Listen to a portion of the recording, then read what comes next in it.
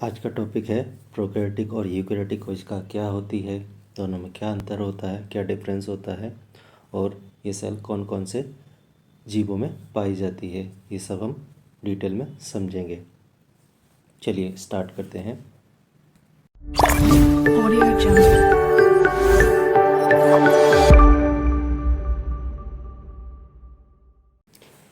यहाँ पे आपको दो डायग्राम देखने को मिल रहे हैं, एक प्रोकैरियोटिक सेल और एक यूकैरियोटिक सेल है।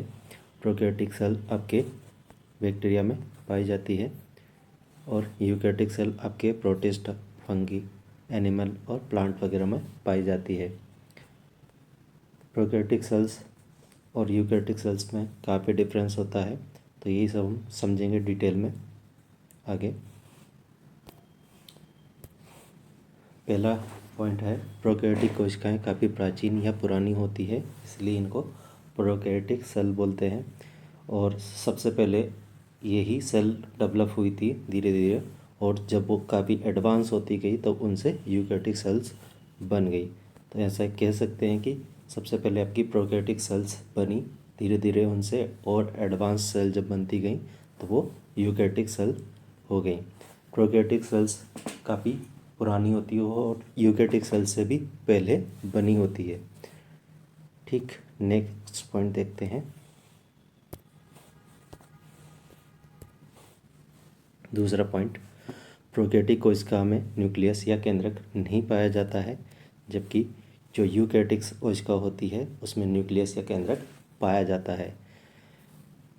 न्यूक्लियस या केंद्रक नहीं पाया जाता आपकी प्रोकैरियोटिक कोशिका में, क्योंकि उसके चारों तरफ न्यूक्लियर मेम्ब्रेन नहीं होती है। उसका जो न्यूक्लियर मटेरियल होता है या उसके जो क्रोमोसोम्स होते हैं या डीएनए होता है वो डायरेक्ट आपके साइटोप्लाज्म के कांटेक्ट में रहता है, जबकि यूकैरियोटिक सेल जो होती है उनमें न्यूक्लियस पाया जाता है, जिनके चारों तरफ एक न्यूक्लियर मेम्ब्रेन पाई जाती है जिससे वो कवर रहता है।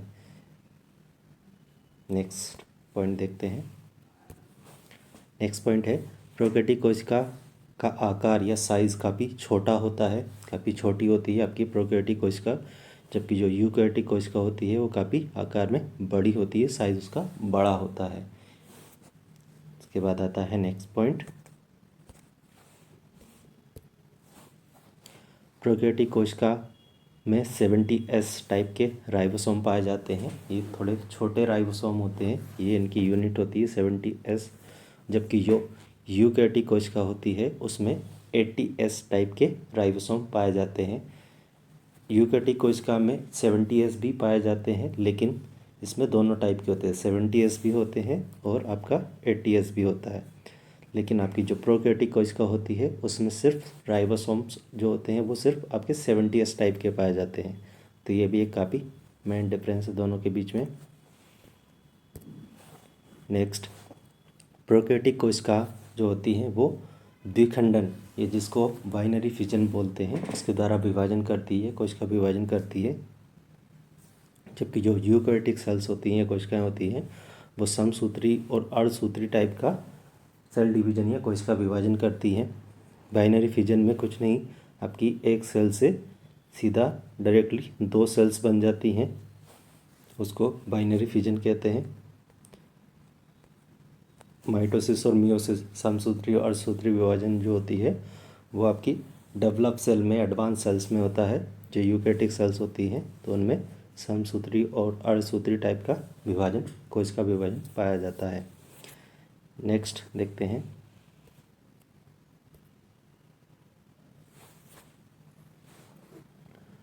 प्रोकैरियोटिक कोशिका में कोशिकांगों की कमी होती है। इसमें सेल ऑर्गेनेल्स जो होते हैं उनकी कमी होती है, इसमें बहुत कम सेल ऑर्गन्स होते हैं। यहाँ पे आपको देखने को मिल रहा है, जिसमें आपका साइटोप्लाज्म दिख रहा है, फ्लैजेला दिख रहा है, पिल्लाइया जिसको पिल्लस बोलते हैं वो देख सकते हैं आप, एक प्लाज्मिड है।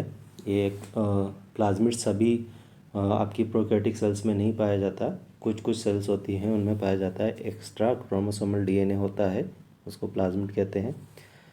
इसके अलावा एक प्लाज्मा मेम्ब्रेन है, न्यूक्लियोइड होता है, इसमें न्यूक्लियस नहीं होता है, न्यूक्लियस जैसी स्ट्रक्चर होती है जिसको न्यूक्लियोइड बोलते हैं। और इसमें जो इसके साइटोप्लाज्म में आप देख सकते हैं, इसमें कोई एनवलप नहीं है या न्यूक्लियर मेम्ब्रेन नहीं है, ये डायरेक्ट साइटोप्लाज्म के कांटेक्ट में है और इसमें राइबोसोम्स होते हैं। इसके अलावा इसमें और कोई सेल ऑर्गन्स नहीं होते हैं। कैप्सूल्स होता है, सभी सेल्स में नहीं होता, कुछ में होता है, कुछ में नहीं होता है कैप्सूल्स में। लेकिन एक टिपिकल डायग्राम है जो लगभग एक प्रोकैरियोटिक सेल्स में क्या क्या हो सकता है वो इसमें दिखाया गया है। नेक्स्ट देखते हैं यूकैरियोटिक सेल। यूकैरियोटिक कोशिका में सभी कोशिकांग पाए जाते हैं, सभी सेल ऑर्गन्स पाए जाते हैं आपके यूकैरियोटिक सेल में। यहाँ पे आप देख सकते हैं न्यूक्लियस है, न्यूक्लियस के अंदर न्यूक्लियोलस होता है, उसके बाद में उसके चारों तरफ एक न्यूक्लियर एनवलप या न्यूक्लियर मेम्ब्रेन होती है जिससे वो कवर रहता है। इसमें लाइसोसोम होता है, पेरोक्सिसोम्स होते हैं, साइटोप्लाज्म, माइटोकॉन्ड्रिया, न्यूक्लियर पोर होते हैं, साइटोप्लाज्म और न्यूक्लियस के बीच में होल्स होते हैं जिनको न्यूक्लियोपोर बोलते हैं। गोल्गी अपरेटस होता है या गोल्गी बॉडी और इसकी प्लाज्मा मेम्ब्रेन होती है और सीक्रेटिव वेसिकल्स होते हैं। इसके अलावा राइबोसोम्स भी पाए जाते हैं और भी जो प्लांट सेल्स होती हैं उनकी स्ट्रक्चर थोड़ी सी डिफरेंस होती है, उनमें सेल वॉल पाई जाती है। नेक्स्ट, प्रोकैरियोटिक कोशिका में जो डीएनए होता है वो गोलाकार होता है, राउंडेड या सर्कुलर डीएनए पाया जाता है आपकी प्रोकैरियोटिक सेल्स में। कुछ इस टाइप का, इसमें इसके दो एंड नहीं होते हैं, इसके कोई दो एंड नहीं होते, ये गोलाकार होता है। इस टाइप से गोल गोल इसमें डीएनए होता है। जबकि जो यूकैरियोटिक सेल्स होती है उनमें लाइनर डीएनए या रेखिक डीएनए होता है जिसके दो एंड होते हैं, दो टर्मिनल एंड आप बोल सकते हो। जैसे कि आपने देखा भी होगा डीएनए की जो डबल स्टैंडर्ड मॉडल है उसमें कुछ ऐसे आपको दो एंड देखने को मिल जाएंगे। लेकिन ये जो होता है ये सिर्फ आपकी यूकैरियोटिक सेल्स में होता है, प्रोकैरियोटिक सेल्स में राउंडेड डीएनए पाया जाता है। नेक्स्ट देखते हैं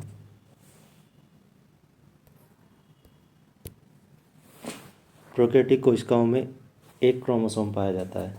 सभी जो प्रोकैरियोटिक सेल्स होती हैं उनमें ओनली वन क्रोमोसोम पाया जाता है, चाहे वो साइज़ में कितना भी बड़ा हो, राउंड रहेगा, वो घूमता रहेगा और उसके कोई दो एंड नहीं होंगे, वो मिल जाता है। तो उसको हम बोलते हैं न्यूक्लियोइड या डीएनए जो बोलते हैं वो सिंगल होता है, एक होता है।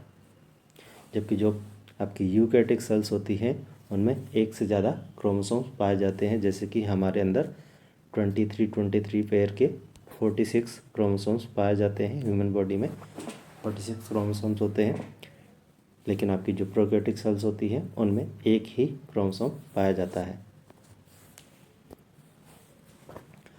प्रोकैरियोटिक कोशिकाएं जो होती है एक कोशिकीय जीवों में पाई जाती हैं। प्रोकैरियोटिक सेल जो होती है ज़्यादातर यूनिसेलुलर जो ऑर्गेनिज्म होते हैं उनमें देखने को मिलती हैं, जैसे कि बैक्टीरिया, आर्किया, ज़्यादातर इनमें आपको प्रोकैरियोटिक सेल देखने को मिलेगी। जबकि जो यूकैरियोटिक सेल्स होती हैं वो डेवलप एनिमल्स में या प्लांट्स में पाई जाती है। इनको मल्टी सेलुलर ऑर्गेनिज्म या बहुकोशिकीय जीव कहते हैं। तो आपकी यूकैरियोटिक सेल्स एडवांस जीवों में पाई जाती है। लास्ट पॉइंट, प्रोकैरियोटिक कोशिकाएं बैक्टीरिया, आर्किया वगैरह में पाई जाती हैं और आपकी जो यूकैरियोटिक सेल्स होती है वो सभी पौधों और जंतुओं में पाई जाती है। सभी पौधों और जंतुओं मतलब आपके बहुकोशिकीय जीवों में या पौधों में पाई जाती है।